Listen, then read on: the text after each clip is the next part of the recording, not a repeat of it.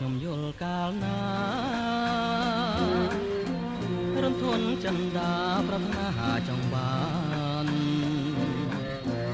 ស្រមើស្រមៃឃើញតែកល្យានធ្វើមិនដេញរៀមបានប្រានមកពីកាយដងស្ទឹងសង្កែបំពេដួងចិត្តប្រាប់ថាវមិត្តអិនបាកន្តាយ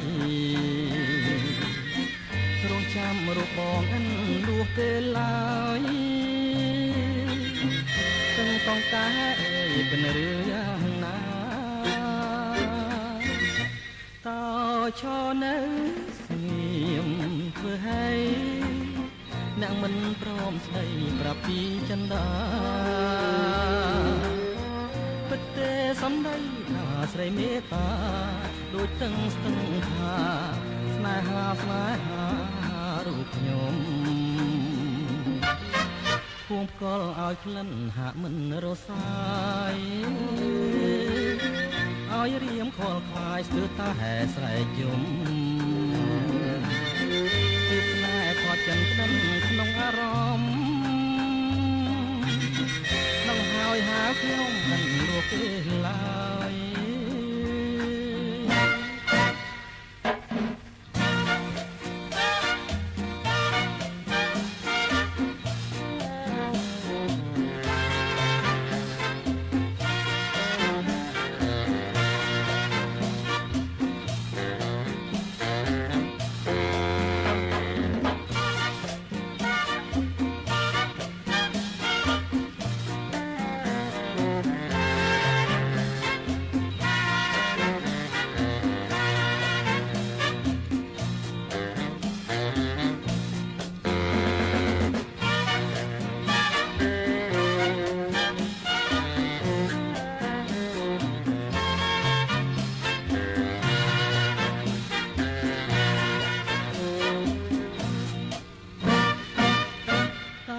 ឈរនៅស្ងៀម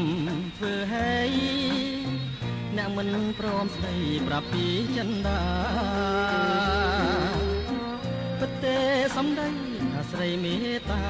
ដូចទឹងស្ទឹងថាស្នេហារូបខ្ញុំ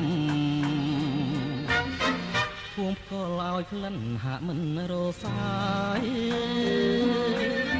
ឲ្យរៀមខលខ្លាយស្ទើរតែស្រែកយំពីស្នេហ៍ថតចិនក្តិនក្នុងអារម្មណ៍នឹងហើយហៅខ្ញុំអិនរស់ពេលឡើយ